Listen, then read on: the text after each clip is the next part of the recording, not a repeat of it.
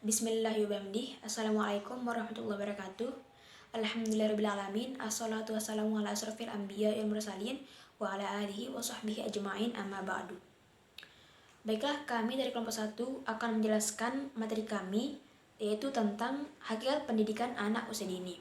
Sebelumnya saya akan memperkenalkan anggota kelompok. Yang pertama itu saya sendiri, nama saya Sri Masya Safarina dengan NIM 200110056. Saya di sini sebagai moderator sekaligus pemateri kedua. Anggota kedua yaitu Atumilah Titindas Celia sebagai pemateri pertama, dan anggota ketiga yaitu Nurul Asmawanti sebagai pemateri ketiga. Baiklah, selanjutnya kita ke penjelasan materi yang akan disampaikan oleh pemateri pertama yaitu Atumilah Titindas Celia. Perkenalkan, nama saya Atumilah Titindas Celia, NIM 200110048. Di sini saya akan membahaskan materi yang pertama, hakikat pendidikan anak usia dini. Yang kedua, karakteristik anak usia dini. Yang pertama, hakikat pendidikan anak usia dini adalah pendidikan yang diselenggarakan dengan tujuan untuk memfasilitaskan pertumbuhan dan perkembangan secara menyeluruh atau menekankan perkembangan seluruh aspek kepribadian anak. Yang kedua, karakteristik anak usia dini. Masa usia dini merupakan masa kecil ketika anak memiliki kekhasan dalam bertingkah laku.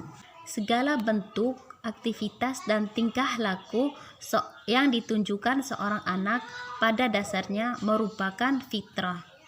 Oleh karena itu, menjadi tugas orang tua dan pendidikan untuk membimbing dan mengarahkan anak dalam beraktivitas supaya yang dilakukannya dapat bermanfaat bagi dirinya sehingga nantinya dapat membentuk kepribadian yang baik.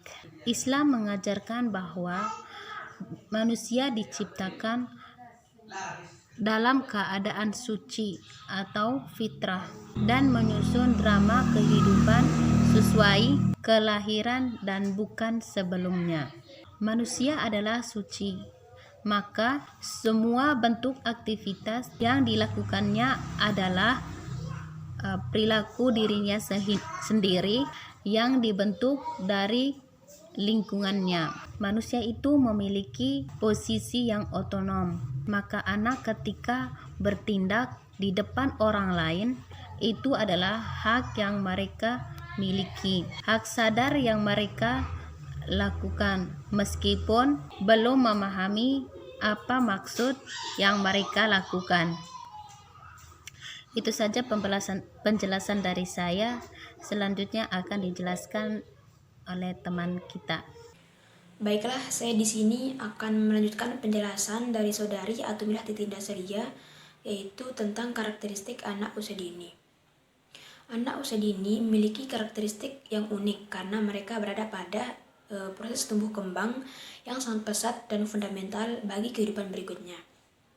Secara psikologis, anak usia dini memiliki karakteristik yang berbeda dengan anak yang berusia 8 tahun ke atas. Anak usia dini yang unik memiliki karakteristik yang pertama, yaitu bersifat egosentris. Pada umumnya, anak bersifat egosentris karena mereka melihat dunia dari sudut pandang mereka sendiri. Hal itu dapat dilihat ketika mereka sedang berebut mainan atau menangis karena tidak dipenuhi keinginannya oleh orang tuanya. Yang kedua yaitu anak memiliki rasa ingin tahu. Anak berpandangan bahwa dunia ini memiliki hal-hal yang menarik dan menakjubkan. Hal itulah yang mendorong rasa ingin tahu yang tinggi. Rasa ingin tahu anak bervariasi tergantung pada apa yang menarik perhatiannya. Contohnya, anak tertarik pada warna dan perubahan yang terjadi pada benda tersebut. Yang ketiga yaitu anak bersifat unik. Menurut Bradecamp, anak memiliki keunikan tersendiri, seperti dalam gaya belajar, minat, dan latar belakang keluarga. Keunikan dimiliki oleh masing-masing anak, sesuai dengan bakat, minat, latar belakang budaya, serta kehidupan yang berbeda masing-masing. Yang keempat yaitu anak memiliki imajinasi dan fantasi. Anak-anak memiliki dunianya sendiri. Berbeda dengan orang yang melebihi di atas usianya, anak-anak lebih suka hal-hal yang bersifat imajinatif sehingga mereka memiliki banyak fantasi. Terkadang mereka bertanya tentang hal-hal yang tidak dapat ditebak oleh orang dewasa. Hal itu dikarenakan mereka memiliki fantasi yang luar biasa, melebihi apa yang mereka lihat. Yang kelima yaitu anak memiliki daya konsentrasi yang pendek. Pada umumnya, anak sulit untuk berkonsentrasi pada suatu kegiatan dalam jangka waktu yang lama. Ia selalu mengalihkan perhatiannya ke kegiatan yang lain, kecuali memang kegiatan tersebut menyenangkan juga bervariasi.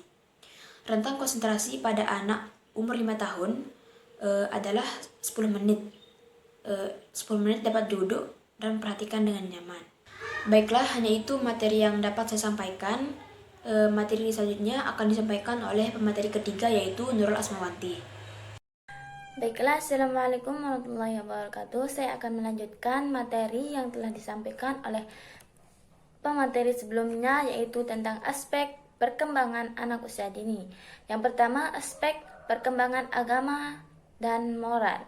Aspek agama dan moral ini difokuskan pada nilai-nilai dasar serta akhlak dan adab yang ada di daerah sekitarnya dan pada agama, dan mengatur tutur kata yang baik untuk anak.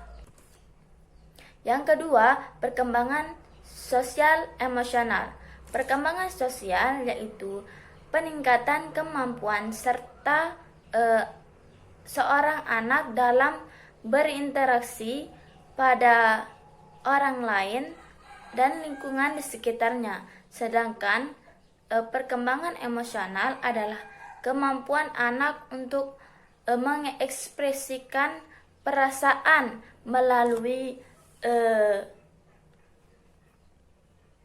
ekspresi wajah atau aktivitas lain. Misalnya anak menginginkan sesuatu dan harus yang tidak dituruti oleh orang tuanya, maka dia akan mengekspresikannya dengan menangis.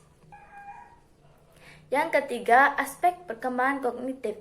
Perkembangan kognitif adalah perkembangan yang berhubungan dengan kemampuan anak untuk mengelola informasi dan berpikir, yaitu dapat memecahkan masalah yang dia hadapi dan dapat mengingat dengan baik. 4. Perkembangan bahasa. Bahasa adalah alat komunikasi dengan orang lain atau dengan diri kita sendiri. Kemampuan bahasa pada anak dimulai dari sejak balita dan mulai dapat digunakan yaitu pada usia 1 tahun dengan masih dengan cara berceloteh yang masih belum jelas. 5. Aspek perkembangan fisik motorik. Perkembangan fisik motorik merupakan bagian penting dalam perkembangan manusia. Perkembangan fisik motorik harus melalui stimulasi dari sejak usia dini, baik itu gerakan kasar dengan otot-otot besar atau gerakan halus, yaitu sering disebut dengan motorik kasar dan juga motorik halus.